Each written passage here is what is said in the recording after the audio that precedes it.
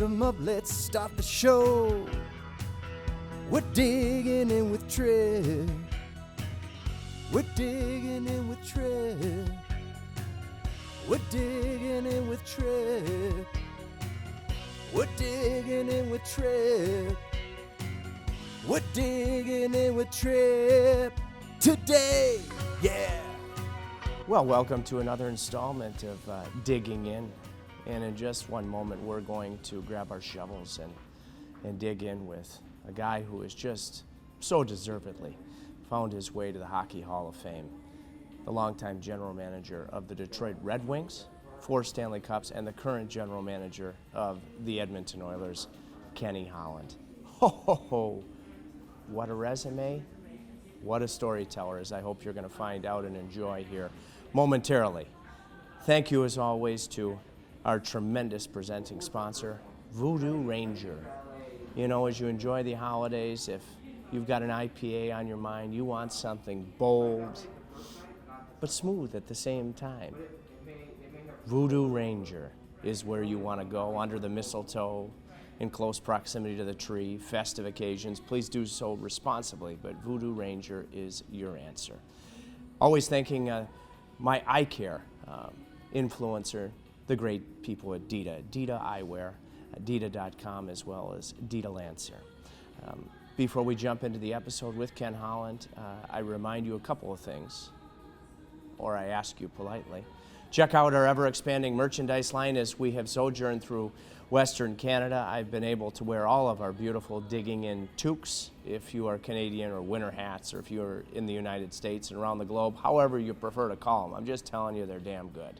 digintrip.com for all of our extensive merchandise. Please rate and review our show on all audio platforms as well as YouTube. Let us know where we're at. Let us know how we can grow. Happy early holidays. This is going to be a fun one. Let's dig in with Hall of Famer Kenny Holland. Well, Ken, what you mean to me, first of all, you just flew across the continent from the Board of Governors meetings, got in late last night, so thank you for doing this. Let's start there. Your biggest, a lot of very important topics covered in South Florida, the Olympics, COVID, the improving health of the league in these unparalleled times. What were your biggest extractions from the meetings? Well, obviously there was, some ownership transfers. Obviously all those went through, and we got an update from Bill Daly, like you said, on COVID. And obviously, I think the Players Association and the league and our players have done a great job over the last, 18 months in playing last season, 56 game schedule, and through very difficult and trying times. And we continue to, for the most part, have games. There have been some postponements. So, we got an update on that, and did talk about the Olympics. Got an update on everything. So it was good to. Actually, I think it's the first time in 2 years that either at the Board of Governors level or the General Managers level we've gotten together. So it was even just good to talk to people face to face.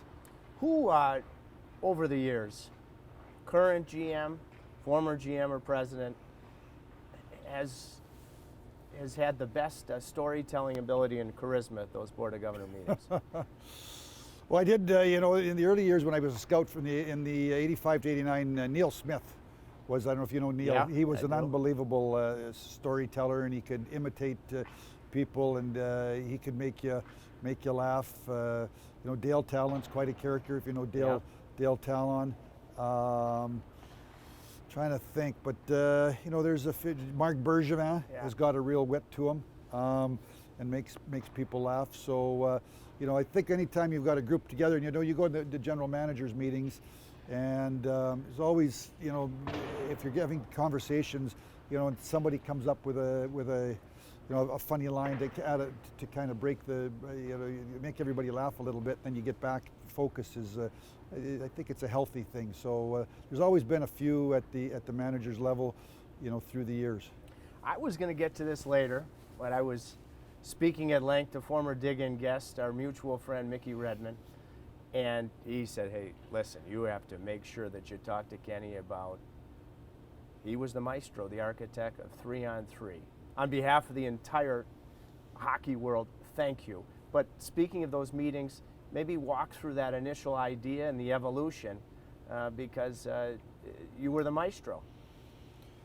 Yeah, you know what ends up happening at the managers meeting? Everybody has some different topics that are of importance to them, and looking back, for some reason, overtime was important to me, and kind of watching that the 5-on-5 wasn't producing the result in overtime. We'd gone to a lot of shootouts. I think in the world that we live in today, the fans need to leave the building with a winner and a loser.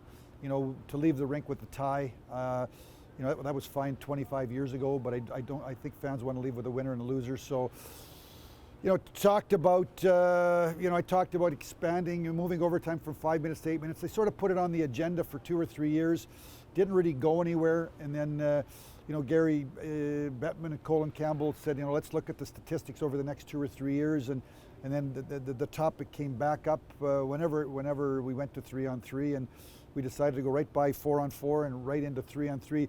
I think Sweden, we were going to those meetings, I think Sweden that year in the middle of the season had decided to go to their overtime from 5-on-5 or 4-on-4 to 3-on-3.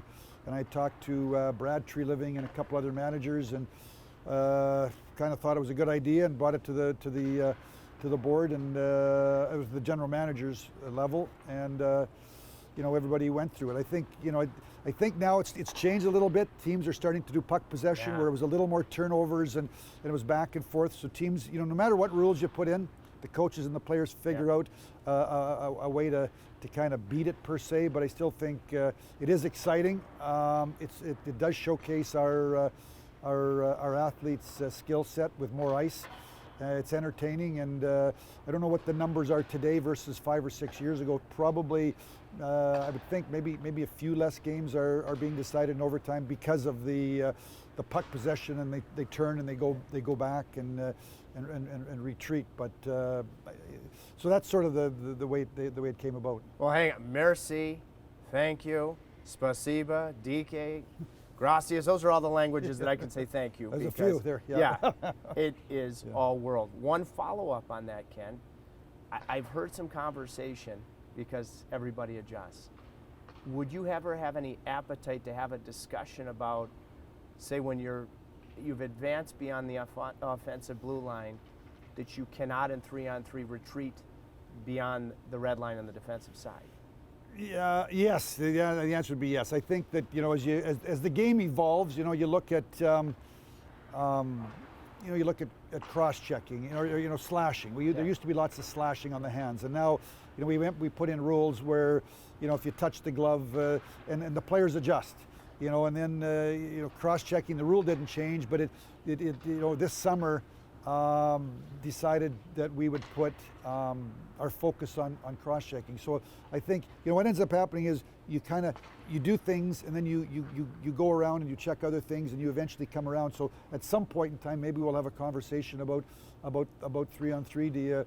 You can only retreat back. You can't go past the red line, or you can't leave the end zone, or do you go from 5 minutes to 7 minutes? I don't know. But I think that's a ways down the road. But the game always evolves, and we put in rules. The players and the coaches, they adjust to those rules, and then we kind of see what we've got, and then sometimes you got to make some tweaks to make it a little bit different or a little bit better. So the answer to me would be yes. I'm not sure if it's right now today, but maybe at some point in time. I think you got to start to look at statistics. I'd like the first order I'd like to look at how many games are being decided in overtime today versus, say, the first 1 or 2 years that 3-on-3 was implemented. So I haven't looked at those numbers, but that to me, that's where you would start. We'll keep an eye on it. You and I met in Pure, Michigan, but before we get to that tenure that landed you deservingly in the Hall of Fame, your current team, the Edmonton Oilers, in this gorgeous building. Tell me about the Oilers right now. Well, right now today we're on a 4-game losing streak, so we're on a bit of a down cycle here. Obviously, there's some urgency. We got to get out of this and start to put some wins back together. Anytime you can start with Connor McDavid and Leon Draisaitl as the nucleus of your team, you got to be excited about the prospects. And I mean, they're incredible players. They're focused. They're determined. They're passionate. They're all world players. So, Darnell Nurse made a massive step last year. We just missed him for 6 or 7 games. He just got back the last couple of games.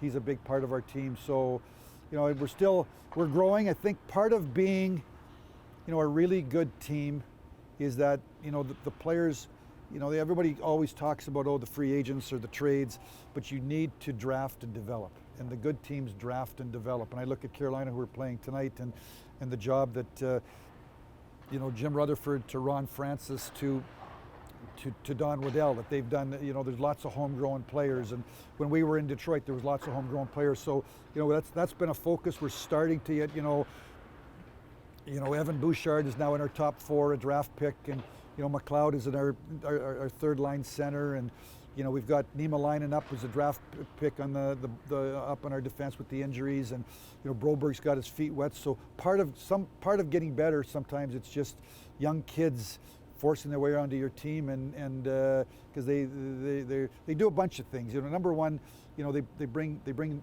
youthful enthusiasm, and you got to have some enthusiasm. They've got potential to grow and get better if they're young, and then you need some players on your roster. It's a cap. Everybody can't make $5 and $6 and $7 and $8 million. So if you can have some players that are on entry-level contracts, or cheaper second contracts, they're a big part of the solution of being a good team. So I think I think we made strides. This is year 3 for Dave Tippett and myself. I'd like to think we're a little bit of a deeper team, a little bit of a better team.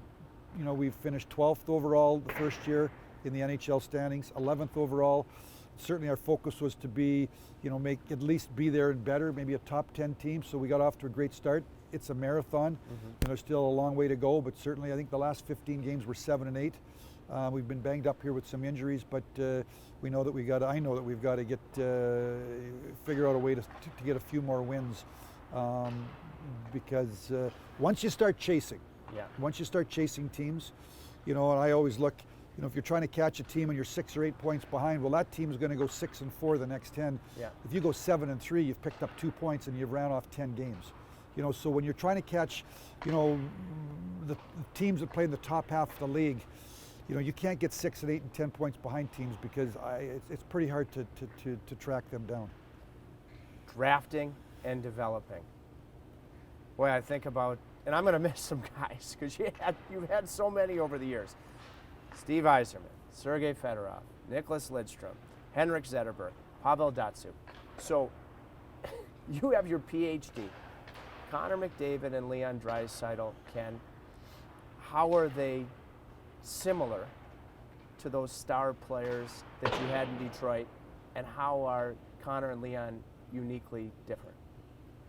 Well, first off, I had a lot of great players and great teams that I was very privileged to be a part of in Detroit. I don't think there's anybody like Connor.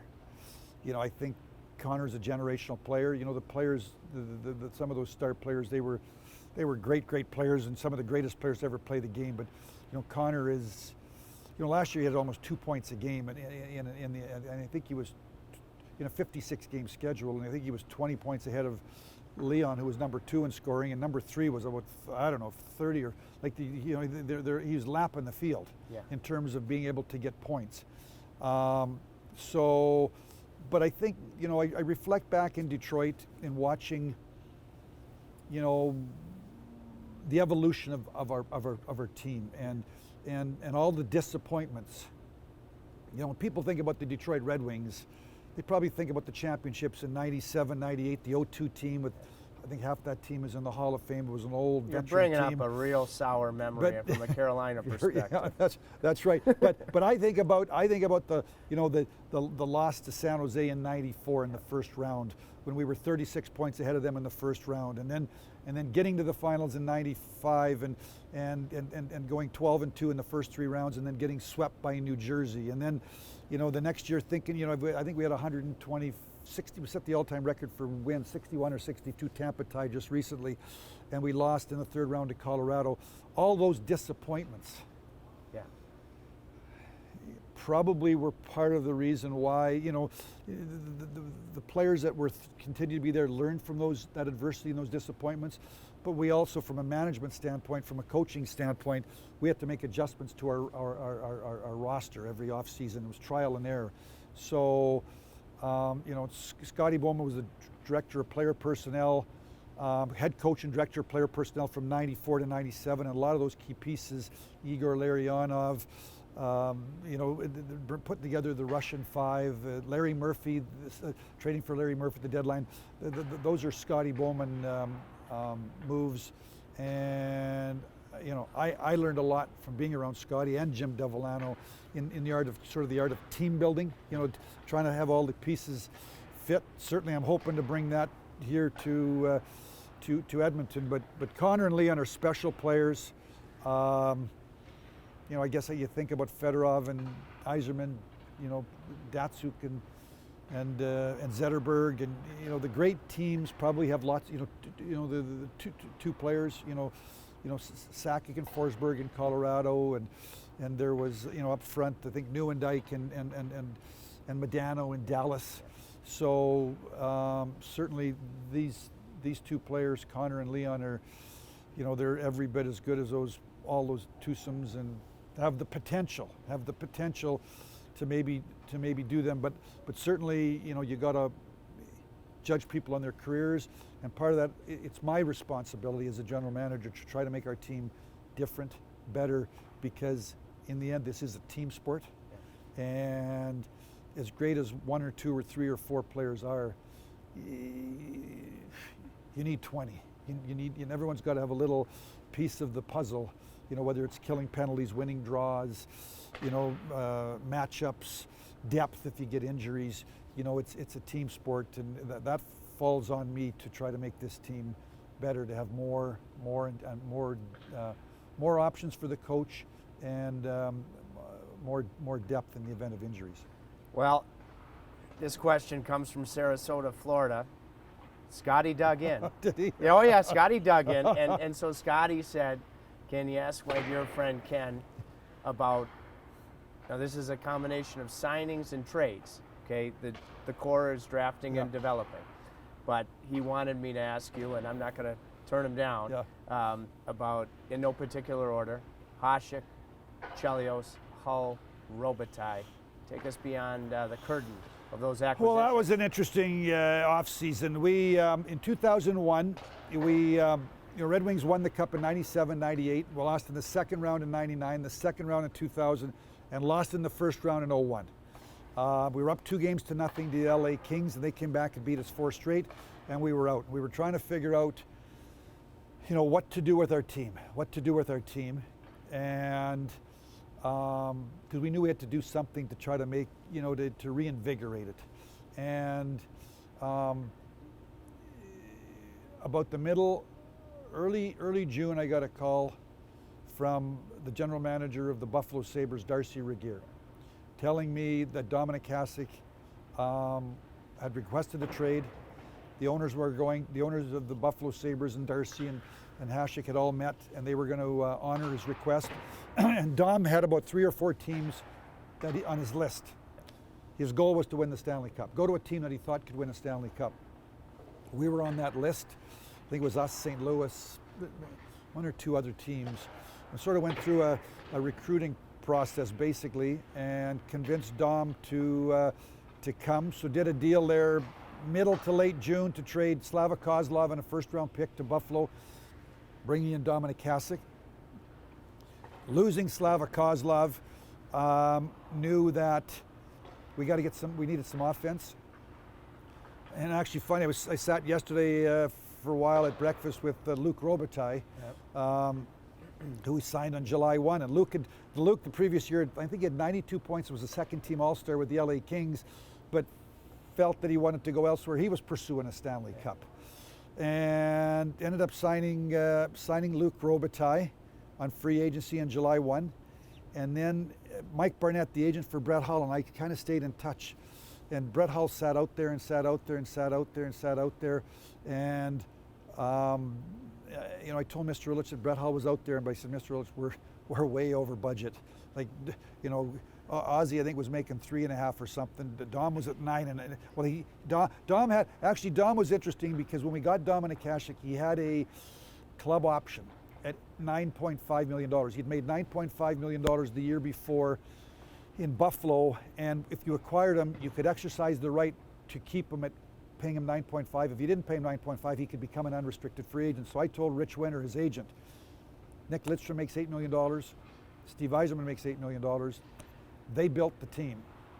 I can't bring somebody in from the outside that's going to make more than those guys. And Rich Winter called me the next day and he said, Ken, Dom doesn't want to make more than Nick Lidstrom and Steve Yzerman. He'll come to Detroit for $8 million. So got that done, and then got Luc Robitaille, and Brett Hull sat out there and sat out there and sat out there. And then about late July, actually it's a funny story. I went on a golf trip. No, I think it was 6 days to Ireland or Scotland. While I was gone, I think there was a boat cruise. I think Atanas Illich, Mr. and Miss Illich was getting married in October, so they had a bit of a boat cruise. And I guess Jimmy D got a hold of Mike Illich at the front of the boat and was saying, you know, we could add one more piece. Brett Hull's out there. Brett Hull's out there. So that was on a Sunday. On a Monday, I called Jim Nill in the office. I said, Jimmy, what's going on? He said, Ken, you know, Jimmy D's got Mr. Illich fired up. I said, well, I said, you tell Jimmy D to take Jimmy D in to see Paul McDonald, our chief financial officer, and look at the books. And I think we were going to lose like $12 or $15 million in the regular season. And I called back and I said, I'll jump on a plane tonight and I'll be home tomorrow. I said, I'll be home Friday anyways.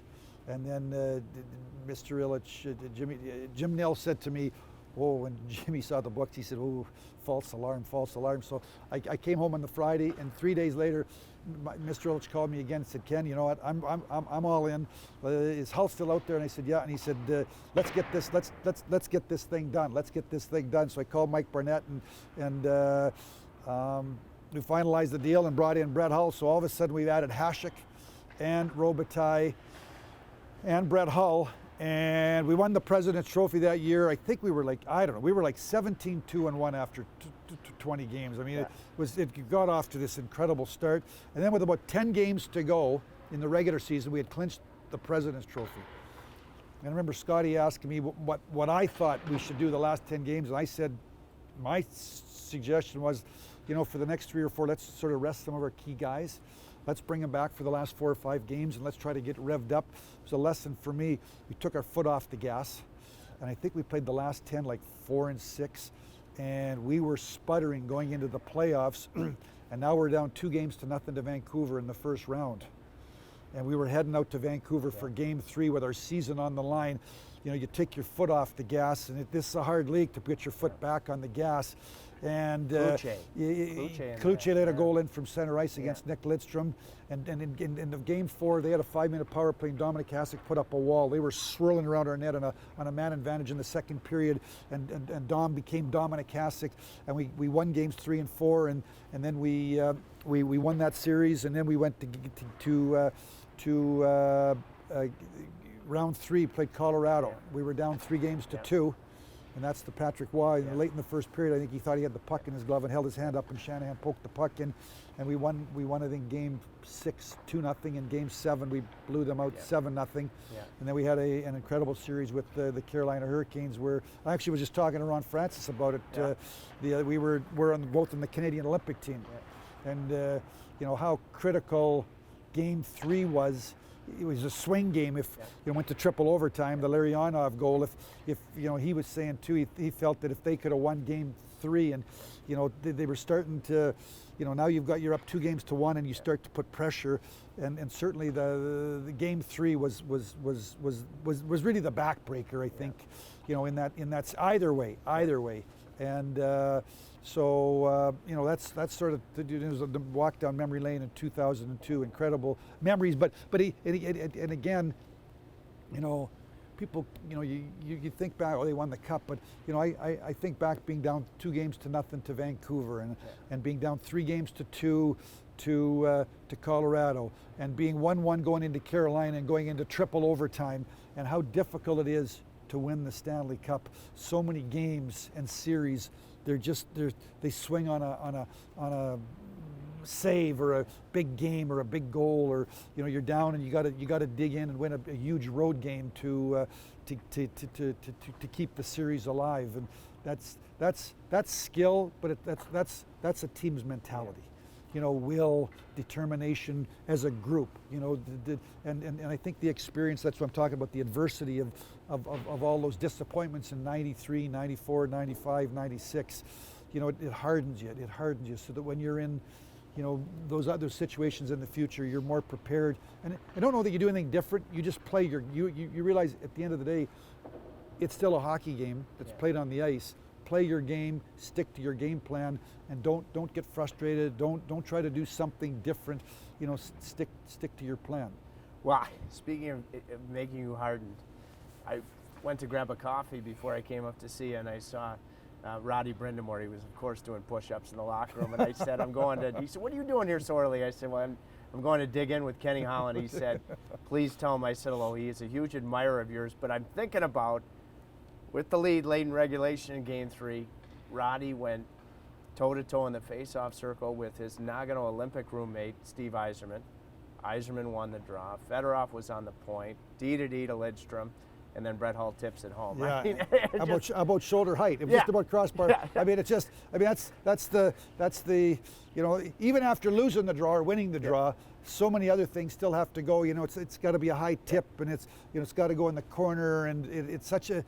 These games are decided on fine lines, but Rod Brindamore, what an incredible player he was. Actually, I remember going in to watch him play, you know, as a Western Canada scout when he played for Notre Dame. Yeah. And they had I think Curtis Joseph was in goal for that team. He was, yeah. And they had another Herder, I think, on defense, was in the first round. They had I think they won the Canada National Tier 2 Championship, and went in to watch Rod play, and just a great two-way player. And the same game that he played in Tier 2, he took and had a career in the National Hockey League, just being a great two-way player, and then certainly his reputation is he does push-ups from the start of his career to the end of his career. Just talk about determination. You know, that's what separates. I think that's what separates, you know, the Rod Brindamores and the Yzermans from, you know, lots of people have some talent, but the Roddy and Steve have the talent, but also the will and the determination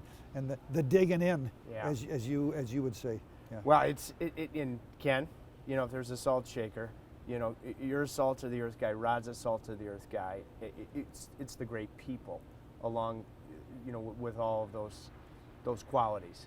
You know, Mickey Redmond, again, he said to me, you know, because everybody's talking about culture nowadays, and you need a winning culture to win the Stanley Cup, as you've done on a variety of occasions, but you need it as you're rebuilding in the early stages or even the latter stages. So when you think about the word culture, I think at times it's overused. How do you define it? And when you have it, what are the ingredients? Well, I think culture is people. I think you know, it's finding the people, you know, that have that combination of skill, you know, the will, the skill and the will, sacrifice, determination, understanding it's about the team and not about me, or my stats or my ice time. You know, the sacrifice.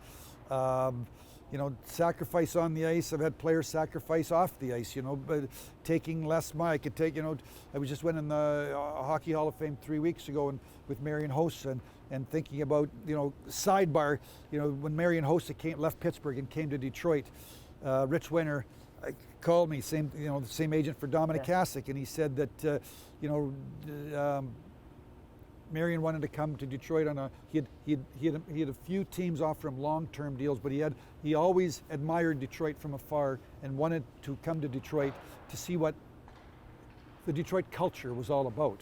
And he said, would you do a one-year deal at $9 million? I said, well, I love the term.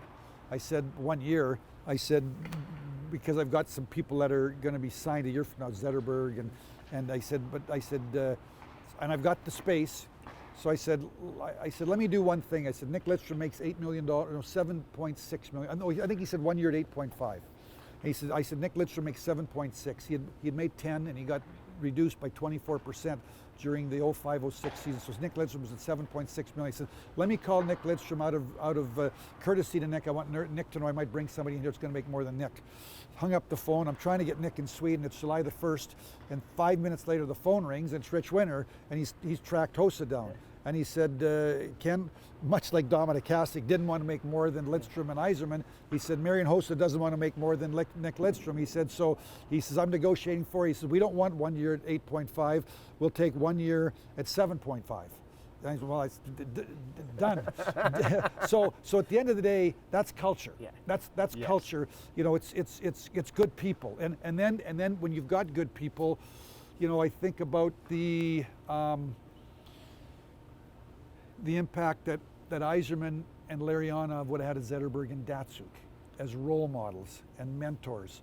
And those, you know, they got to play, those young Zetterbergs and Datsuks got to play with Igor and Steve for 2 or 3 years. And then when they became 24, 25 and Igor was gone, they took the team over and carried the team for 10 years. And they passed on the culture to Dylan Larkin, you know, to Tyler Bertuzzi or whoever those young players are on the team. So, you know, culture to me is people. It's finding people. First thing we look for is talent. You know, when you go to the draft and you're on a rebuild, you need talent. And then you know, but talent with character, to play in the National Hockey League trip, everybody's got 700 players, 750 players in the world play in the NHL. You think of all the players playing hockey in the world, this is the best 750. So in order to play in this league, you've got to have a certain level of skill. You've got to have a certain level, you've had to have made some sacrifices and commitments and decisions in your life to get into this league. Now, of those 750, some have just got more skill and a combination of will and determination. That's culture. To be at the top part of that 750, and then to have that sacrifice and determination, to go to the gym all year long, to be a role model, to block shots, to shorten your shifts, to do all those things. That's what, you know, when Scotty Bowman came in, that's what he demanded from our Red Wings. And Steve Yzerman, there was a lot of rumors that Steve Yzerman might be traded when Scotty first came in. And to Scotty's credit, he never ever traded Steve. And I don't know if he ever had any end, but that was certainly the rumors. And to Steve's credit, Steve had no desire to leave Detroit. He could have said, you know what, I don't like this program. I'm going to go somewhere else. Steve wanted to be a Red Wing. He wanted to make it work in Detroit, and he changed his game. And he went from being a 120-point player to an 80-point player, but a guy that won draws, had shorter shifts, blocked shots, played hurt, and all the intangibles that helped our team eventually win Stanley Cups. And it started with the captain. So, you know, the culture is your best players being the role models and the mentors, and then it starts to go from there. Because if you see, you know, when practice is over and you see Pavel Datsuk go and do an hour off-ice workout, you know, jumping things and hopping up and doing this, and you see Zetterberg doing it, and you see Cronwell do it, and you're a 19-year-old kid or a 20-year-old kid that's come into that organization. And that's what Rod Brindamore did, you know, for all his time in Carolina and Philadelphia. They're role models, and that's to me that's what culture is. Culture is finding people that do it a cut above, but obvious, and you know. And you also need, in Detroit, the grind line. Maltby, Draper, McCarty, I mean, Holmstrom, Kosher. The grind line was about 5 or 6 people over a period of time, but they sacrificed. You know, they checked and they worked and they understood their contribution to the team. And when you know, Draper is a lot like Rod Brindamore today. You know, he's on the bike, you know, working out. He probably could still kill some penalties in the National Hockey League. You know, I saw Nick Lidstrom at the Hockey Hall of Fame weekend. He looks like he could run our power play. It doesn't look like, he said he's the same weight today that he was when he retired in 2011. So, you know, talented people that are really, really focused on doing it right, on team success, on sacrifice, on digging into the trenches, winning the battles, blocking shots, and then they set the standard as to how your team operates on an everyday basis. You speak about all those tools with regards to culture, people, sacrifice, Nick Lidstrom still being in top tier shape. I wish I could just implement those, Kenny, to my current day. It would mojo. It would certainly help my game. But this, another one from Mickey. And about people, selflessness, and sacrifice. And he said, Tripp, a lot of people don't know that Ken orchestrated. You know, Steve Yzerman goes and wins a couple, creates the foundation that now Julien Brisebois has enjoyed with back-to-back Stanley Cups in Tampa. But Mickey said, Kenny selflessly orchestrated the growth coming back to Detroit in Steve Yzerman, and then selflessly, this is him, stepped aside. And now, you're going to build something great here in Edmonton. Your reaction to that, because Mickey Redmond is a Hall of Fame icon. We're both proud to call him the dearest of friends, but that is about as strong of a compliment as I can. I appreciate that, Mick. You know, Tripp, I was a Red Wing for 36 years, manager of the Red Wings for 22. The Ilitch family had been, Mr. and Miss Ilitch, Chris had been incredible to me and my family. They made us, we were part of their family. You know, my kids, they could go up to I'd call over and they could go to the Tiger Stadium, sit up in the owner, they'd get tickets to the ball game, and they'd come up with me, we'd sit up, Mr. and Miss Ilitch would be there, and we were family. And then, I think about the Red Wing fans and we made a home in Detroit from 1994. We moved there till 2019 when we left, 25 years. And their passion of the Red Wing fans and everything, going up to Traverse City to training camp and seeing all the Red Wing fans in northern Michigan, and how important the Detroit Red Wings are to Detroit and to Michigan. And at the end there, I knew it was time for the Red Wings to go into rebuild mode. We'd made the playoffs 25 years in a row, and eventually the game catches up to your organization, and you got to go into a reboot, rebuild, whatever you want to call it. And I'm really good friends with Steve Yzerman. I just knew that a rebuild wasn't going to take 1 year, 2 years, and I wanted and when you've been somewhere for a long time, sometimes you've been there too long. And I just felt that when I saw Steve step down in Tampa Bay, it was time. It was time to bring Steve home. I know how important the Detroit Red Wings are to Steve Yzerman. The Ilitches offered me, so kind of behind the scenes, some things went on. The Ilitches offered me an incredible opportunity to stay, to be a senior vice president, to work with Steve, and that was my plan. And then this opportunity came along. Bob Nicholson and Daryl Cates offered me an opportunity to come here to Edmonton, and I just felt it was time to. I still had energy, I still had passion, I still had the desire probably to be in charge. So it came along at the right time, and it's I was a Red Wing for 36 years. That's over half my life. So I'm never gonna. That's always gonna be there. But it was just time to move on, and I watched the Red Wings from afar. Steve Yzerman's doing an incredible job, just like he did in Tampa Bay, in building a foundation and infrastructure, through the draft.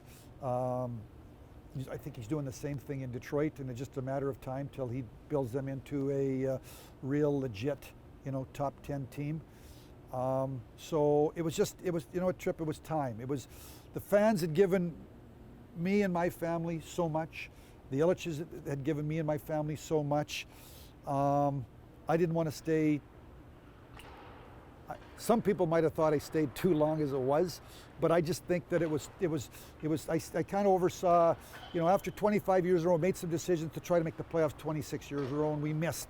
And we were trying to we're going to go back in, and by Christmas time of the second year of missing, I knew that was time for a rebuild, and they started to trade away, obviously, Gustav Nyquist for a couple of picks to San Jose, and Thomas Tatar for 3 picks to Vegas, and traded some Brendan Smith away, and it was time to start accumulating picks, chart the direction of that franchise into a rebuild.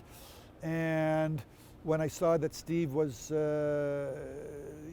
stepping down, felt that it was just the perfect time for me to step aside and for Steve to come in if he wanted to come home. So I'm thrilled at the way it worked out, personally, professionally, and I know it's going to work out great for the Red Wings because they're in great hands with Steve. Well, that, Kenny, that's people. Question about rebuilds, and not necessarily specific to Detroit, Edmonton. I grew the most as a broadcaster in 10 years without the playoffs in Carolina. And please correct me if I'm wrong, I've heard you say that rebuilds, if done properly and normally, probably take in the neighborhood of 8 years. Okay, and people by nature are impatient. Am I right on that? Because that takes time then to have this. Yeah, I mean, Trip. Yes, I believe rebuilds. If you start a rebuild, from the time you start the rebuild till the time, you become a real legitimate Stanley Cup contender. To me, it's 8 to 10 years. Now, can somebody do it in 5? Maybe. But I think, when I look at all the teams in the National Hockey League, and you look at the history of all the teams in our league, and when they started to go into rebuilds, first off on a rebuild, there's the first 2 or 3 years at the front end where you're trading away players for draft picks, and you're trying to, and part of a rebuild, you got to pick high. You need to pick high picks. That's where you get your superstars. So so the first 2 or 3 years, and then we're drafting 18-year-old players, and how many 18-year-old players can step into the National Hockey League and carry a franchise? I'm not saying just play in the league. Yeah.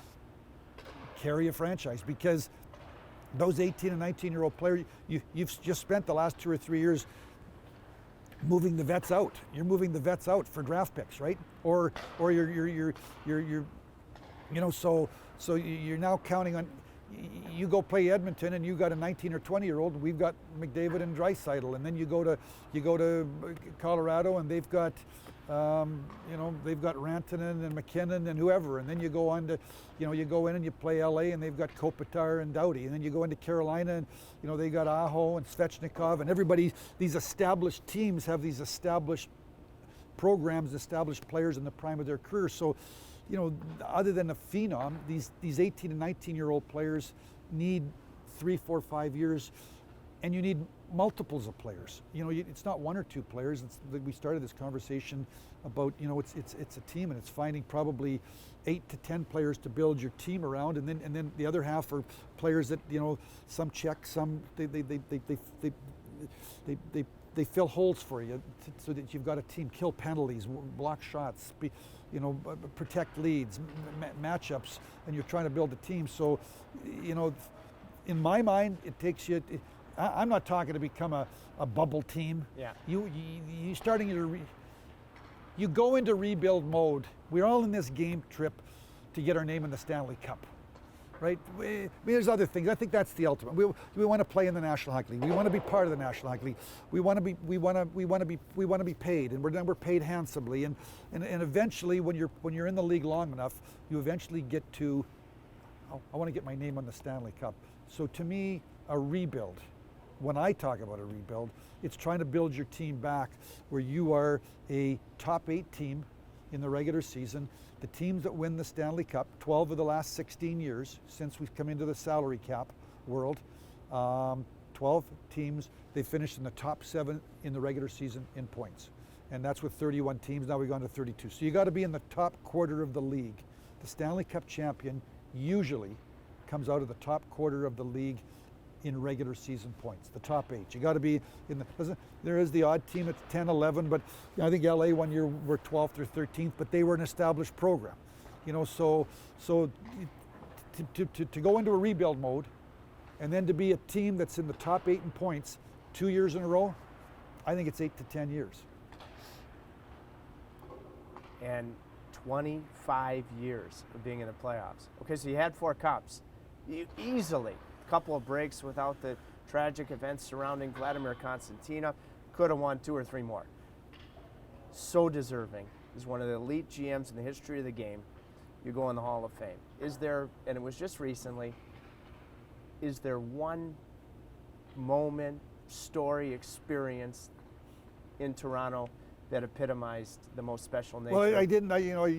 You might have heard this story. The story that I sort of, it's true and it's amusing. It's with my mother. Yeah. When I'm 29 years of age, I'm a minor league goaltender. It's my vacuum cleaner story. Yeah. I don't know if you've heard it. So I'm 29 years of age. I'm in my 9th year of pro hockey. I've just played with the Adirondack Red Wings the last 2 years. My 9th year pro, Detroit's farm team. Bill Dineen's my minor league coach. Season's over. Go back to Vernon, BC. My wife's a nurse. She's got a job at the Vernon Hospital. I've got a job at the liquor store. We've got children born in 81, 83, and 84. So this is 85. So we got 3 kids under the age of 4, 2, and 1. And I'm 29 years of age. I've got grade 12 education, and I stop the puck 86% of the time. And I'm 5'8", and I'm 29 years old. Not a big market. And we're living in my parents' basement for the first 2-3 weeks when we got home, trying to find a place to live, but we got our jobs, and my agent's calling. It's late.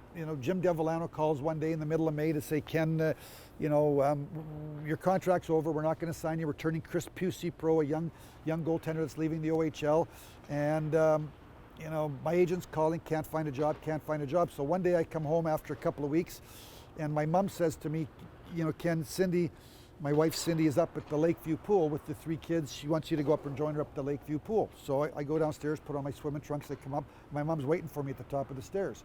And she says, Ken, I'm worried about you and your family. What's going on with hockey? I said, well, not much right now, Mom. It doesn't look very good. Well, Ken, what are you going to do? I said, well, I think I'm going to go to school, Okanagan College, and then maybe we'll go to Vancouver, UBC. I got to get a degree. I said, Mom, I'm 20. I got to get a degree. And she said, my mom and my dad were, you got to work. I think they both had like grade, 8 education, and they carved out a great life. My dad at the BC Hydro, my mom raised the family, and they picked apples, and they raised their family, and they put food on the table. And then she was saying, Ken, you gotta have a job. You're 29 years of age. And I said, well, Mom, I don't know what to do. And she says, Ken, the Vernon newspaper came last night, and there's that in there. Electrolux vacuum cleaners are looking for a vacuum cleaner salesman, door-to-door salesman in this area. I've called the 800 number. The job is open. It's the best vacuum in the market. I've been an Electrolux person, vacuum my entire life. Grandma Eastbrecht, my mom's one, was Electrolux, and so it's a great product. She said, you've got the gift of gab, and you know lots of people in this town through baseball and through hockey. And she says, I think you could do really good. And then before I could say anything, she says, Ken, I'm your first sale. She says, I'm gonna buy a brand new vacuum cleaner from you. And I said, oh, great.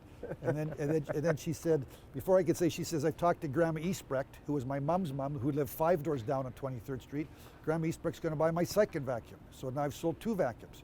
So I said, Mom, any idea of the status of Aunt Emma's vacuum? She lived 2 doors down. She says, Ken, family takes care of family. I'm sure you'll do very good with Aunt Emma. So I've pretty well got 3 vacuums sold. And I thought, boy, I've got, this is a pretty good program. I thought, Mom, let me think on this. I'm not sold on it. And as fate would have it, 2 days later, the phone rings, and it's Jim DeVillano and Neil Smith.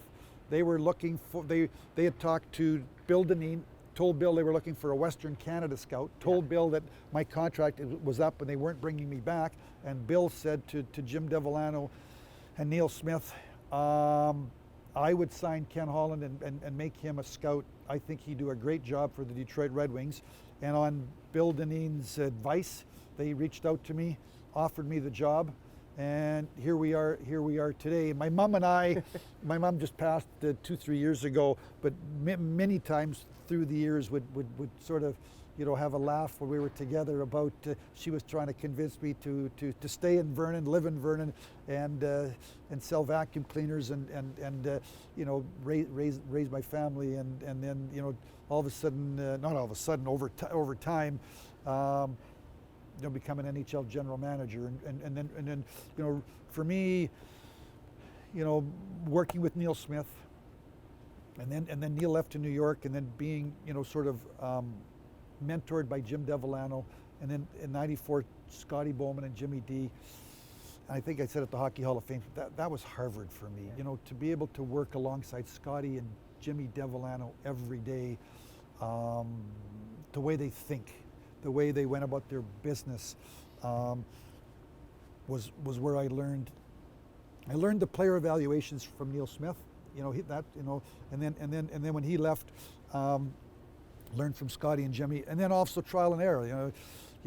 I've got many decisions through the years, whether it's a draft or as the manager, where you make decisions and they don't work out, but you got to make.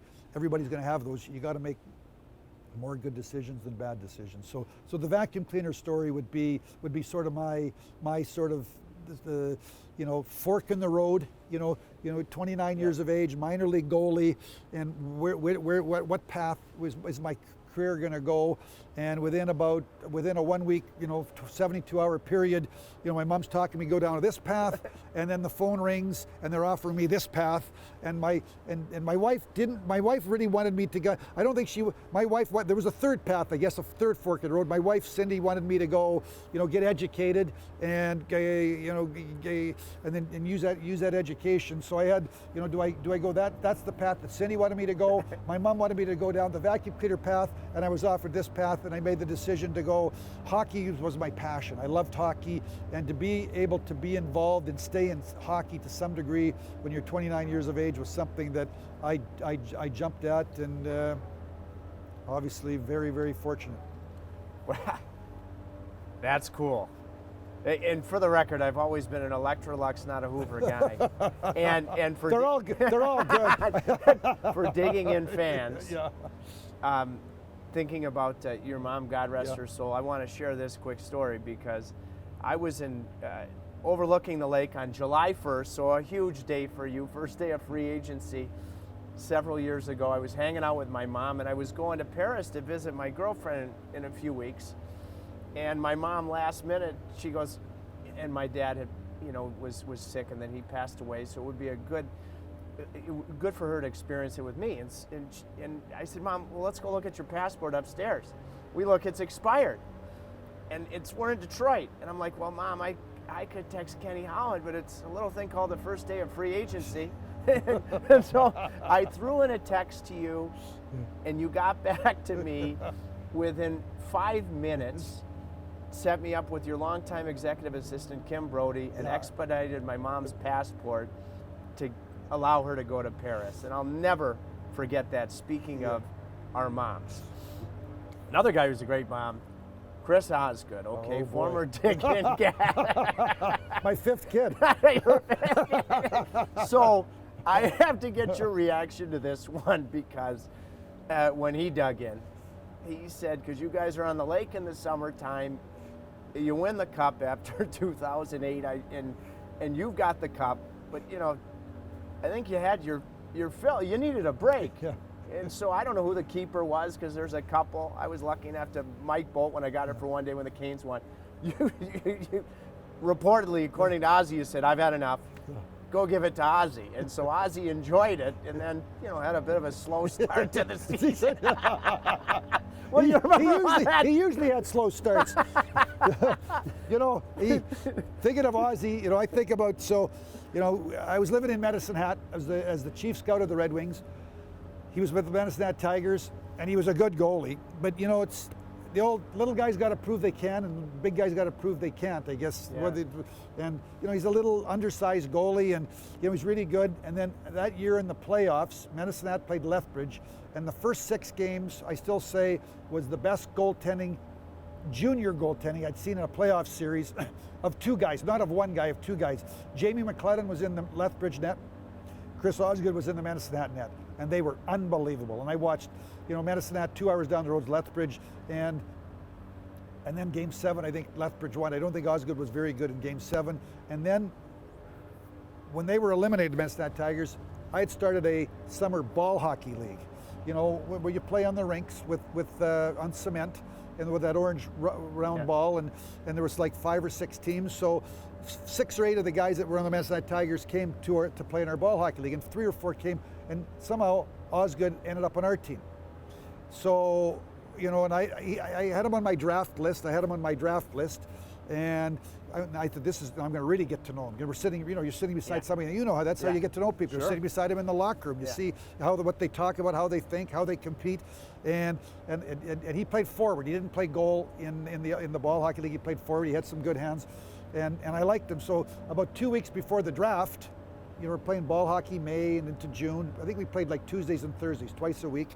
And I said to Ozzy, many teams talked to you about the draft. And he said, no. And I said, Ozzy, this is, we're taking you in the 3rd round. Might take you in the 2nd round if you're there. Don't talk to anybody. Don't tell anybody anything. I said, but we're going to take you. So we took him in the 3rd round. And then he went back. That year he played junior. And then he got traded, I think, from Medicine Hat to Brandon to Seattle, because Seattle was in the Memorial Cup. So now he's going to his first, he'd been to the pro camp, but he's turning pro. So now we're in August, we're in Medicine Hat, and I've said, he's got his goalie equipment out in Cranbrook. He went out and played some midsummer game, and he left his equipment there. So I said, where's your equipment? Why aren't you doing this? And he was taking it easy. Like, he was really enjoying his summer. He came to training camp, and I can remember the first scrimmage of the first year he's going to turn pro. Mike Ilitch is in the stands, and he's, I'm the chief scout. He's the 3rd round pick. I live in Medicine Hat. He's from Medicine Hat. He's got to be good. He's got to be pretty good. And the first scrimmage, I think he gave up like 8 or 9 goals. I don't know if Ozzy told you the story. No, I haven't heard this one. So the scrimmage is over. It's the inter scrimmage is the first or second day of training. He gives them the 8. He can't stop a beach ball. So I was fuming. So I went firing back to the hotel, and I was waiting in the lobby for when he came back from and I got him when he came back. I got him around the corner because he was like my 5th kid. I had four children, and he was sort of always around. Playing ball hockey together, and we'd have things. So I was a father-son talk, a very, very heated father-son talk to get him to get, and then he picked it up and turned out. He went on. He won 400 games in the National Hockey League, 325 games for the Detroit Red Wings. Obviously, won the Cup in '98 and 2008. So I call Ozzy. He's my fifth child. He was at our house. He was at our house a lot there. Through the years, and I got a special relationship with Ozzy. So he's quite the character. He's got a special place in my heart, and so and the Stanley Cup, and I'm sure when the Stanley Cup filtered its way to Ozzy, Ozzy would have been MIA probably for 24 hours with that cup, because when he 24 or maybe a few days, because Ozzy can get rolling pretty good when he's celebrating. 2 more things as we wrap up. One, about Ozzy, because again, when he dug in, I think he mentioned a game that you guys won in Dallas. So pre-salary cap, all the success, but then the creation of the salary cap. Success. Won the Cup in 2008, just about won it in 2009. A game you won in Dallas. I think it was a combination of you and Mike Ilitch. What ended up happening in Dallas? It's in '98. This is the Dallas thing. In 1998, we won the Cup in '97. I traded away Mike Vernon and turned the job over to Ozzy. Chris was 25. Mike Vernon was 35. And we are up 3-1 in the 3rd round going into Dallas. And I think the score is like 2-1 for us. Ozzy he's given up 1 goal in like 33 shots, and we're up 2-1 in the last minute. They score a good goal. They tie it. We go to overtime. And I think the first shift of overtime, can't remember, guy scores from outside center ice. takes a slap shot, and it sort of skips, hits Ozzy's stick, goes to the net. So now we lose, and now we're coming home for game 6. And Ozzy came after practice the day off. He came into my office. He sat in my office for about an hour, and it's a big game. It's a big game. I've made the decision as the manager. It's my first manager. I was the assistant manager when we won in '97. I became the manager. I made the decision to turn the team over to Chris Osgood. Mike Vernon had won the Conn Smythe Trophy. I wouldn't do it today, Trip. Yeah. I wouldn't do that today. I would keep Chris Osgood and Mike Vernon. You look back, it worked out, but you make decisions and you learn. And basically we spent an hour, and I just wanted Ozzy to go into games. And Ozzy had a shutout in game 6. We won game 6. We won the series, and then we went on to the Stanley Cup Finals in '98, and won the Stanley Cup. I think we beat Washington in a sweep. We beat Philadelphia, and we beat Washington. George McPhee, when he dug in, George McPhee, when he talked about that series, which was a sweep, but he mentioned sweep, just how good Ozzy was. Yeah, Ozzy really good. And it's funny, game 2, we're up 1-0. This is back to the Carolina. Game 2 against Washington in '98, we're down 4-2 with about 5 minutes to go in the game, and it looks like it's going to be 1-1. And we score to make it 4-3. And Esa Tikkanen's on Washington, and he comes down the ice. He's got a wide open net with about a minute and a half to go. Wide open net.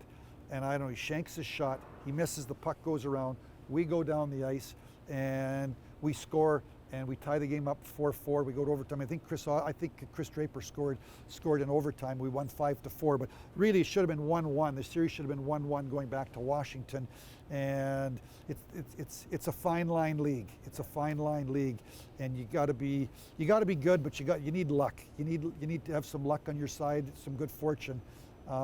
And Ozzy played great. The thing about Ozzy for me is, Trip, we played on a team that had many superstars, and the perception was we won because of the skaters and we lost because of Ozzy. And he accepted, he wasn't going to change that narrative. He accepted the narrative, and he took, when we didn't win, he stood up and faced the music and was accountable.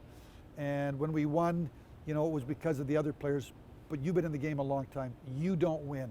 You don't go on long playoff runs unless you got a guy in net making saves for you, key saves. And even if he's not the first star in winning games, they're making key saves at key times. And sometimes you have to stand there, and all of a sudden, boom, it's a grade A, and you've got to stop the grade A, because if you've got the ice tilted and they come down and get one chance and score a goal, the whole game changes. Yeah. So his mental toughness to thrive in sort of that role was what in my mind is what I respect the most out of him.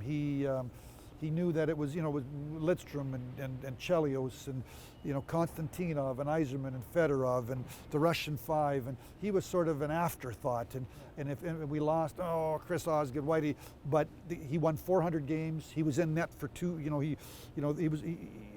was on 3 cup teams. He was a backup the 1 year to Mike Vernon, but certainly he was in net in '98, and he was in net in 2008, and a big part of a lot of winning in Detroit. And I think had you won in 2009, my belief is he would have won the Conn Smythe. Yes, I'm with you. Okay, so, and I've never told you this.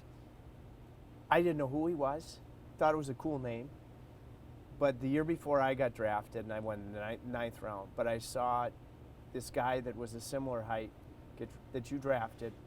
Now you've told the draft story, named Chris Osgood. And it actually, as a young goalie playing for Compuware at the time, it gave me hope. Yes. And, I backed up one game in the league, but it gave me hope, Kenny, when I saw his name and size in the newspaper. Well, you know what, Chip, and you're talking about, people have been around the game a long time. The game's changed. I think the biggest area it's changed is in net and the size of the goalies. you and I, and Chris Osgood, Mike Vernon. I mean, we were 5'8" to 5'10". Patrick Waugh he was big in his day. I think Patrick Waugh was maybe 6'1", maybe 6'2".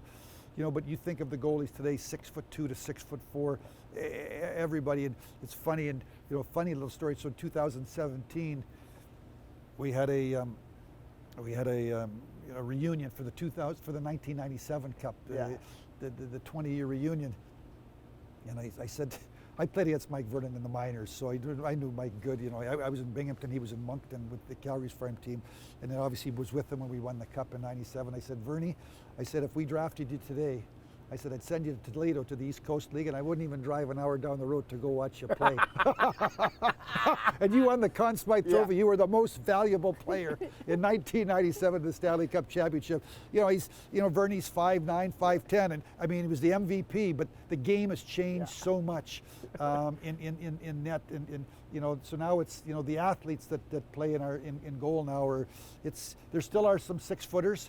They're special, but you're an undersized goalie. I'm undersized goalie. Ozzy was an undersized goalie. Vernie was an undersized goalie, and now they're not under. They're all a bigger size now. Okay, then final question as I send you off into the sunset. You can thrive in the sport of golf, being smaller. Yeah. Now, Ozzy wanted me to ask you about golf stories, but I'm going to ask you about one particular one because you bailed me out. Years ago, we got off the plane late at night in Carolina, and your fellow Hall of Famer and friend Jimmy Rutherford said to me, Shrimp, I'm going to Pebble Beach for the Board of Governors meetings. Can you get Pete and I on Cypress Point? And because my aunt belonged there, she was the club champ. And I said, okay, Jim, let me see what I can do. I call my aunt, no dice, all right? So I'm like, oh, I'm screwed, all right? Yeah. I learned a valuable lesson. My pro in Florida, who was a massive Red Wings fan and Ken Holland fan, I asked him, and he said, well, who's playing? I said, well, Pete Carmanis, Jim Rutherford, Doug Armstrong, and Ken Holland. He goes, Ken Holland? Oh, let me see what I can do. And he got you guys on, okay? Yeah. And you played Cypress, but here's my question. Yeah. At any point during an important putt during that round at Cypress Point, going back to the Fedorov offer sheet, did you ever say, just to try to get him to, to three or four putt? Just to twitch a little bit? Did you ever say to Jimmy or Pete, hey, listen, what was up with that Fedorov offer sheet? Yeah, no, they twitched on their own. But yeah, that was there's. You could sit here all day going down memory lane. It was certainly the offer sheet was, obviously spoke to Pete's passion, and Mike Ilitch wasn't going to let Sergei Fedorov leave Detroit. Kenny, thank you for doing this. Happy holidays. And congratulations in person on your most deserved Hall of Fame selection. Thanks for digging in. Yeah, thanks. Nice being with you, Trip. Yeah, thank you. Thanks, Kenny. Oh, I'm going to be laughing. I mean, wow. I've known you for a long time, but a lot of those stories were the first time I've heard them. Appreciate it. You flew across the continent after the Board of Governors meetings in South Florida. Got in late last night as we taped this thing. So very appreciative to a salt of the earth, hockey man, Western Canadian. Wow. The central part he was of all that success with the Detroit Red Wings. Good luck to Kenny with the Edmonton Oilers. Again, as I said at the top of the show, check out digintrip.com for all of our merchandise. Stay cool with some of our blankets, winter hats, toques. Kenny Holland, I'm going to send him a trucker. Oh yeah, he may be old school, but he wants a trucker. Why wouldn't he? Rate and review the show on all audio platforms as well as YouTube. Please enjoy and responsibly the holiday season, and the way you elevate responsibly is with Voodoo Ranger, our tremendous presenting sponsor. Ooh, the creme de la creme when it comes to a bold, smooth, pungent IPA. Voodoo Ranger, thanks as always. Grab that under the mistletoe, and I'm telling you, everybody's going to want to smooch you. Until the next time, please stay safe, enjoy hockey, the greatest game on the planet, and keep digging in. We'll talk to you soon. We're digging in with Trip today, yeah. Today, yeah. Today, yeah. today.